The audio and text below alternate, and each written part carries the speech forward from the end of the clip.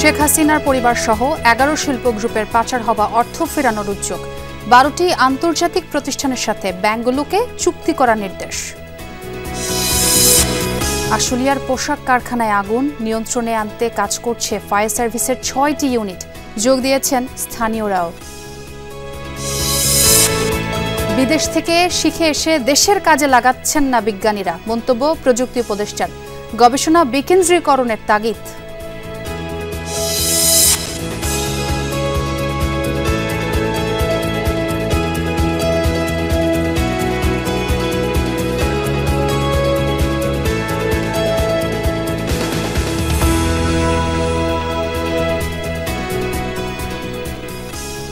এতক্ষণ শিরোনাম দেখছিলেন, এবার জানাবো পুরো খবর।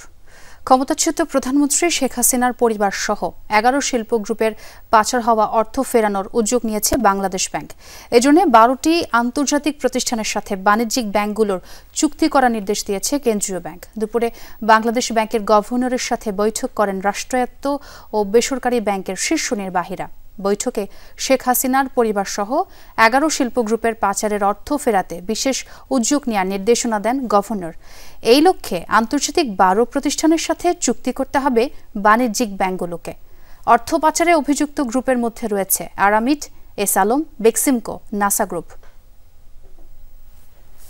সাভারের আশুলিয়ায় একটি পোশাক কারখানায় আগুন লেগেছে দুপুর ১২টা ১৫ মিনিটে। আশুলিয়ার জামগড়া এলাকার ফ্যান্টাসি কিংডমের বিপরীত পাশে আয়েশা গার্মেন্টসে আগুনের ফুলকি দেখতে পান স্থানীয়রা।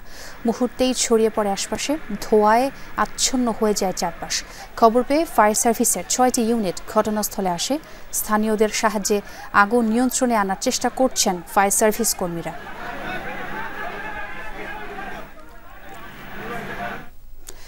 দেশের বিজ্ঞানীরা ঘন ঘন বিদেশে যান, পাবলিকেশনস তৈরিতে বেশি ব্যস্ত থাকেন, কিন্তু বিদেশ থেকে শিখে এসে তা দেশের কাজে লাগান কমই। গবেষণা ও বাজার বিষয়ক সেমিনারে এমন মন্তব্য করেছেন বিজ্ঞান ও প্রযুক্তি উপদেষ্টা ডক্টর সালেউদ্দিন আহমেদ। বলেন, গবেষণা বিকেন্দ্রীকরণে সরকারের তৎপরতা সীমিত। সালেউদ্দিন আহমেদ বলেন, বাজারের সঙ্গে গবেষণার সংযোগ থাকতে হবে। নিজেদের সক্ষমতা না বাড়ালে টিকে থাকা কঠিন হবে।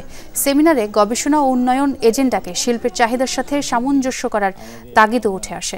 আলোচকরা বলেন, উদ্ভাবন এবং বাজারজাতকরণে গবেষণা প্রতিষ্ঠান, শিল্প এবং শিক্ষাবিদদের মধ্যে সমন্বয় থাকতে হবে। বাজারে শৃঙ্খলা আনা এবং প্রতিযোগিতা জোরদার করতে গবেষণায় অগ্রাধিকার দেওয়া দরকার। এই জন্য প্রয়োজন কাঠামোগত রূপরেখা। জানানো হয়, গবেষণা ও উদ্ভাবনে প্রশংসনীয় অগ্রগতি সত্ত্বেও গবেষণা প্রতিষ্ঠানের মধ্যে ব্যবধান রয়ে গেছে। কৃষি, মৎস্য, ওষুধ খাতে সঠিক গবেষণার মাধ্যমে আরও উন্নয়ন করা সম্ভব। উদ্ভাবন যদি উৎপাদনে কাজে না লাগে তাহলে কর্মসংস্থান নিশ্চিত করা কঠিন। বিজ্ঞানীরা আমি দেখেছি খালি বিদেশে গিয়ে একটা পাবলিকেশন দরকার আছে, কিন্তু পাবলিকেশনটা হলো প্রমোশনের জন্য। I wish I could stop that one. মাঝে মাঝে বলি যে না যাওয়ার দরকার, তো আবার চটে যায়। আমার সচিবের অনেক বদনাম ছিল, বলে যে দিচ্ছেন না, ওনার নামে অনেক উনি দিতে দেন না। এত ঘন ঘন গিয়ে বাইরে গিয়ে more of the same. Remittance প্রবৃদ্ধির ধারা অব্যাহত রয়েছে। চলতি অর্থবছরের প্রথম ৩ মাসে প্রবাসীরা দেশে পাঠিয়েছেন $৭৫৯ কোটি, যা গত বছরের একই সময়ের তুলনায় ১৬% বেশি। বিশ্লেষকরা বলছেন, হুন্ডি কমায় বৈধ পথে প্রবাসী আয় বেড়েছে। ডলারের দাম বাজার ভিত্তিক হওয়াও এক্ষেত্রে গুরুত্বপূর্ণ ভূমিকা রয়েছে বলেও মনে করেন তারা। বাংলাদেশ ব্যাংক বলছে, রাজনৈতিক পট পরিবর্তনের পর ব্যাংকিং চ্যানেলে টাকা পাঠাতে আগ্রহী হয়েছেন প্রবাসীরা। সরকার পতনের পর থেকেই বৈধ পথে বাড়তে থাকে রেমিটেন্স। গত অর্থবছরে প্রবাসীরা দেশে পাঠিয়েছেন $৩,০০০ কোটি বেশি। মাসে গড়ে প্রবাসী আয় আসে $২৫০ কোটি উপরে, যা আগের বছরের চেয়ে প্রায় ২৭% বেশি। এবছরও অব্যাহত রয়েছে রেমিটেন্স প্রবৃদ্ধির সেই ধারা। চলতি অর্থবছরের প্রথম ৩ মাসে প্রবাসীরা দেশে পাঠিয়েছেন $৭৫৯ কোটি, যা গত বছরের একই সময়ের তুলনায় ১৬% বেশি। এটি অব্যাহত থাকলে বছর শেষে গতবারের রেকর্ড ভাঙবে বলেও আশা সংশ্লিষ্টদের। বাংলাদেশ ব্যাংক বলছে, প্রবাসীরা আগের চেয়ে সচেতন। দেশের উন্নয়নে অংশ নিতে নিজ উদ্যোগেই বৈধ পথে প্রবাসী আয় পাঠাতে উৎসাহিত হয়েছে বলেও মনে করে নিয়ন্ত্রক সংস্থা। আমরা ওই মানসিকতা ভেঙেছে যে আমি ১ টাকা কম পেলেও রাষ্ট্রের উন্নয়নে যে আমি ভূমিকা রাখছি, এই ভূমিকা রাখতে এখন সবাই চাচ্ছে। দেশপ্রেম একটা পজিটিভ মানে অনেক গুরুত্বপূর্ণ বিষয়। আর ব্যাংকগুলো খুব এখন সজাগ, তারা ডলার আনছে ব্যাপকভাবে। বিশ্লেষকরা বলছেন টাকা পাচার কমে আসায় কমেছে হুন্ডির চাহিদা, যে কারণে বৈধ পথে বাড়ছে প্রবাসী আয়। এছাড়া ডলারের দাম বাজার ভিত্তিক করায় দামের পার্থক্য কমেছে, যা ইতিবাচক প্রভাব ফেলছে রেমিটেন্স আয়ে। আমাদের রেমিটাররা ওরা চায়টা কি, ওরা তো চায় একটা অ্যাপ্রোপ্রিয়েট রেট, তাই না? রেটটা না পেলে ওরা হুন্ডিওয়ালাদের কাছে টাকা দিয়ে দেয়, তাড়াতাড়ি ওরা পৌঁছায়, তাই না? তারা কিন্তু এক সেন্সে দেশপ্রেমিক, এই জন্য তারা শুধু তাড়াতাড়ি টাকাটা চায় না, মানে তারা কিন্তু তাড়াতাড়ির চেয়ে বরঞ্চ প্রেফারেন্স দেয় আপনার, যাতে ওরা অ্যাপ্রোপ্রিয়েট রেটটা পায়, অ্যাপ্রোপ্রিয়েট মার্কেট রেটটা পায়। সুতরাং এই অ্যাপ্রোপ্রিয়েট মার্কেট রেটটা যেহেতু আমরা এখন দিতে পারছি, সেই জন্য আসলে রেমিটেন্স কমছে না, বরঞ্চ রেমিটেন্স স্টেবল পর্যায়ে আছে। বাংলাদেশ ব্যাংক বলছে প্রবাসী আয়ের প্রবৃদ্ধি ধরে রাখতে উদ্যোগী তারা। তবে কর্মীর দক্ষতা বৃদ্ধি এবং প্রচলিত শ্রমবাজারের বাইরে কর্মী পাঠানোর উদ্যোগ নেওয়া দরকার বলেও মনে করেন বাংলাদেশ ব্যাংকের মুখপাত্র। মধ্যপ্রাচ্য একটা হাব, এদিকে একসময় সাউথ কোরিয়া ছিল, মালয়েশিয়া, সিঙ্গাপুর।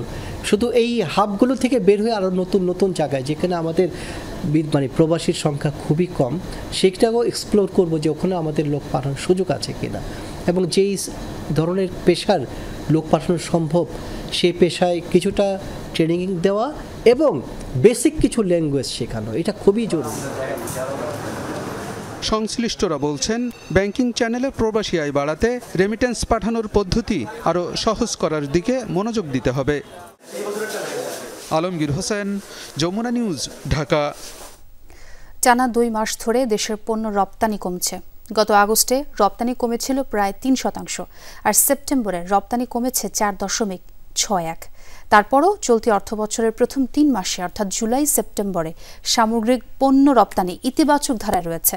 ইপিবি পণ্য রপ্তানি আয়ের এই হালনাগাদ পরিসংখ্যান প্রকাশ করেছে। এতে দেখা যায় গেল 3 মাসে 1231 কোটি ডলারের পণ্য রপ্তানি হয়েছে। এই রপ্তানি গত অর্থবছরের একই সময়ের তুলনায় 5.6% বেশি। গত মাসে 363 কোটি ডলারের পণ্য রপ্তানি হয়। গত বছরের সেপ্টেম্বরে রপ্তানি হয়েছিল 380 কোটি ডলারের পণ্য। সেই হিসেবে গত মাসে রপ্তানি কমেছে 4.6%। গত মাসে তৈরি পোশাক, হোম টেক্সটাইল, কৃষি প্রক্রিয়াজাত ও পাটজাত পণ্য, চামড়াবিহীন জুতা, প্লাস্টিক পণ্যের রপ্তানি কমেছে। অন্যদিকে হিমায়িত খাদ্য, চামড়া ও চামড়াজাত পণ্য, প্রকৌশল পণ্যের রপ্তানি বেড়েছে। চট্টগ্রামের চকবাজারে সড়কের পাশে ফুটকাটের রহস্যজনক আগুন নিয়ে ধোঁয়াশা কাটেনি। প্রতিহিংসা থেকে আশপাশের কেউ রাতের আঁধারে এই ধরনের ঘটনা ঘটিয়েছে বলে সন্দেহ তরুণ উদ্যোক্তাদের। পরিবারের কাছ থেকে খরচ না নিয়ে নিজেরা স্বাবলম্বী হতে ভিন্নধর্মী এই ফুটকাট দিয়েছিলেন তারা, যা সবার নজর কাড়ে। রোববার মধ্যরাত 3:30টায় চকবাজারের প্যারেড গ্রাউন্ডের পাশে এভাবেই জ্বলতে থাকে কয়েকটি ফুডকার্ট। কয়েকটি দোকান পরপর 4টি দোকানে লাগা আগুনের ধরন দেখে বোঝা যায় এটি নিছক কোনো দুর্ঘটনা নয়। আশপাশের ভবনে থাকা সিসি ক্যামেরার ফুটেজ পর্যালোচনা করতেই বেরিয়ে আসে রহস্য। ইচ্ছাকৃতভাবে 3 থেকে 4 জন যুবককে আগুন লাগাতে দেখা যায়। কেন এই কাণ্ড, কি তাদের উদ্দেশ্য? ঘটনাস্থলে গিয়ে সঠিক কোনো উত্তর মেলেনি। আশপাশের দোকানদাররাও মুখ খুলছেন না। নিরাপত্তা নিয়ে শঙ্কা সবার মধ্যে।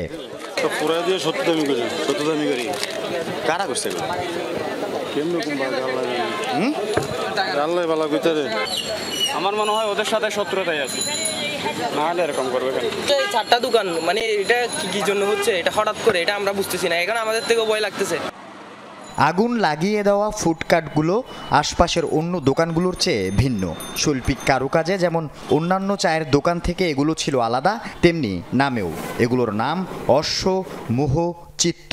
প্রতিটি দোকানের মালিক শিক্ষার্থী, কেউ পড়ছেন অনার্সে, কেউ বা ডিগ্রিতে। লেখাপড়ার পাশাপাশি তাদের এই ব্যতিক্রমী উদ্যোগ পছন্দ হয় গ্রাহকদের। বেচা বিক্রিও ছিল অন্য সব দোকান থেকে বেশি। প্রতিহিংসা ও ক্ষোভ থেকে এমনটা ঘটতে পারে বলে ধারণা তরুণ এসব উদ্যোক্তাদের। সর্বোচ্চ সার্ভিস দিয়ে আমরা চেষ্টা করি যে কি আমরা দোকানটা চালা যাব, বাট ওইটা অনেকেই নিতে পারে, যারা করছে তারা নিতে পারে নাই। অনার্সে যখন পড়ি তখন ফ্যামিলির কাছ থেকে টাকা নেওয়াটা মনে হয় খারাপ দেখাচ্ছে। এই জন্য আমরা উদ্যোগ নিয়েছি নিজের খরচটা চালানোর জন্য আর কি। দূরের কিছু লোক হইতে পারে যারা হয়তো এখানে মনে করেন যে প্রভাব বিস্তার করতে যাচ্ছে, কিন্তু পারতেছে না, ওইরকম হইতে পারে। জড়িতদের চিহ্নিত করে আইনের আওতায় আনার দাবি জানান ক্ষতিগ্রস্তরা। এটা তদন্ত করে ওদের যারা দুর্বৃত্তকারী আছে ওদেরকে অবশ্যই শাস্তির আওতায় আনা জরুরি, কারণ এগুলো হচ্ছে আমরা নিজের পার্সোনাল কস্ট থেকে সেভিংস করে আমাদের দোকানটা দেওয়া। তবে এখন পর্যন্ত থানায় অভিযোগ বা মামলা দায়ের করেননি কেউ। আল আমিন শিকদার, যমুনা নিউজ, চট্টগ্রাম।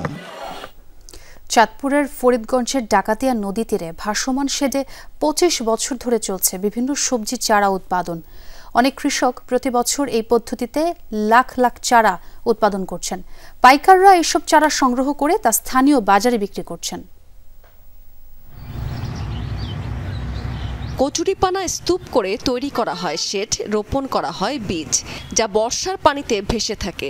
ভাসমান এই পদ্ধতিতে এমন সবজি চারা উৎপাদন করে চলে অনেকেরই জীবিকা। এক গোল্লার ভিতরে আমার 3 টাকা 3.5 টাকার মতো খরচ আছে। এরপরে তো মনে করেন সার ওষুধ আসছেই, কষ্ট তো আর কোনো শেষ নেই। এখন আমরা বেশি 10 টাকাও বেশি, এক জোড়া 15 টাকাও বেশি, এক জোড়া 5 টাকাও বেশি, আবার 20 টাকাও বেশি। শোভান, বাগপুর, ধানুয়া, টুপকি এবং বাগাদি এলাকার কৃষকেরা এসব শেডে মিষ্টি কুমড়া, লাউ, লাল শাক, শসা, ধনিয়া পাতা সহ বিভিন্ন ধরনের চারা উৎপাদন করছেন। এখান থেকে এসব চারা চলে যাচ্ছে বিভিন্ন বাজারে। ডিমের চারা, বরবটির চারা, মিষ্টি কুমড়ার চারা, কদুর চারা, বেগুনের চারা, টমেটো, কালা বেগুন, মুসের চারা, এগুলো করি আর কি। 5 টাকা করে পাইকারি নেই, নিয়ে মনে করেন তো কাঁচামাল বাজারে কোনো ঠিক নাই, দেখা গেছে 10 টাকাও বেশি, আবার দেখা গেছে লাস্ট সময় যখন থাকি যায় তখন মনে করেন আরো কমও বেশি। ডাকাতিয়ার অববাহিকা এবং ফরিদগঞ্জের বেশ কিছু এলাকা বর্ষাকালে পানিতে তলিয়ে যায়। কৃষি বিভাগ বলছে সব অঞ্চলে এই পদ্ধতিতে চাষাবাদের সম্ভাবনা রয়েছে। এখানে জুলাই মাসে মিষ্টি কুমড়ার চারা, তারপরে লাউর চারা, লাল শাক এগুলো উৎপাদন করে বিক্রি করে তারা খুব লাভবান হচ্ছে। আমরা তাদেরকে বলছি আপনারা করেন, আপনাদের আত্মীয় স্বজনকেও আপনারা করতে বলেন। এখানে বিশেষ করে সারও খুব একটা সময় লাগে না, আর খরচও কম, লাভ বেশি। প্রতিটি চারা উৎপাদন খরচ হয় মাত্র 3 টাকা এবং পাইকাররা কিনছেন 5 টাকায়। হাট বাজারে 10 থেকে 15 টাকায় বিক্রি করছেন খুচরা দোকানিরা। রাবেয়া স্মৃতি, যমুনা নিউজ। দর্শক, এবার জানাবো পুঁজিবাজারের লেনদেনের খবর।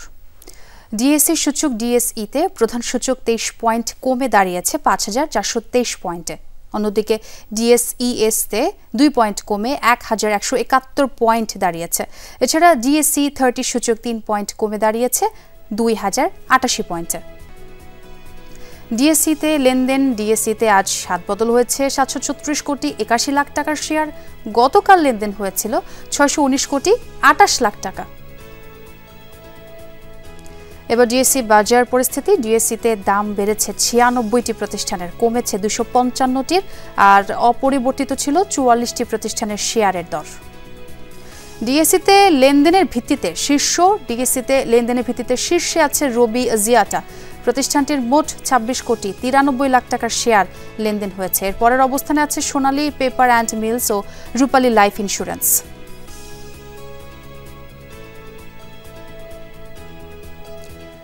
চট্টগ্রাম স্টক এক্সচেঞ্জের প্রধান সূচক সিএসপিআই প্রায় 10 পয়েন্ট বেড়ে দাঁড়িয়েছে 15,190 পয়েন্টে। সিএসসিএক্স সূচক বেড়েছে 1 পয়েন্ট এবং সিএসসি 30 সূচক বেড়েছে 3 পয়েন্ট। সিএসসিতে আজ লেনদেন। সিএসসিতে হাত বদল হয়েছে 12 কোটি 54 লাখ টাকার শেয়ার। গতকাল লেনদেন হয়েছিল 10 কোটি 90 লাখ টাকার শেয়ার। সিএসসিতে লেনদেন হওয়া 200টি প্রতিষ্ঠানের মধ্যে দর বেড়েছে 76টির, কমেছে 100টির, আর অপরিবর্তিত ছিল 24টি প্রতিষ্ঠানের শেয়ারের দর। আর এবার জানাবো পরের সংবাদ। সর্বকালের রেকর্ড ছাড়ালো বিটকয়েনের দাম। বিশ্বের বৃহত্তম ডিজিটাল এই মুদ্রার দাম $1,25,000 দাঁড়িয়েছে। রোববার মুদ্রাটির দাম 2.7% বেড়ে এই দামে পৌঁছায়, যা গেল 17 বছরের মধ্যে সর্বোচ্চ। এর আগে গেল আগস্টে বিটকয়েনের দাম $1,24,000 ছাড়ায়। ঐতিহ্যগতভাবে অক্টোবরকে বিটকয়েনের জন্য শক্তিশালী মাস হিসেবে বিবেচনা করা হয়।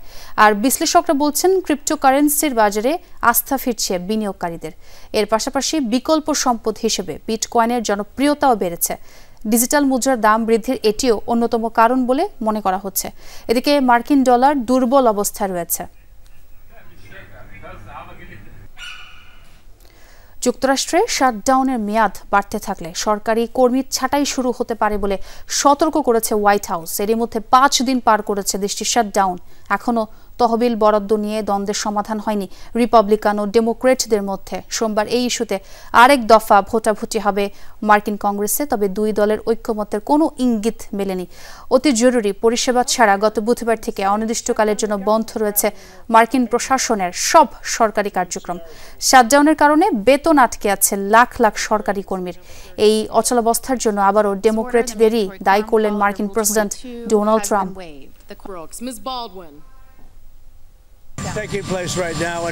এই শাটডাউন এখনো চলছে কেবল ডেমোক্র্যাটদের কারণে। তাদের কারণে অনেকে চাকরি হারাচ্ছে। এটা আমাদের নয়, ডেমোক্র্যাটদের শাটডাউন। আর ছিল বিজনেস টুডের এখনকার আয়োজনে। এতক্ষণ যারা সঙ্গে ছিলেন সবাইকে ধন্যবাদ।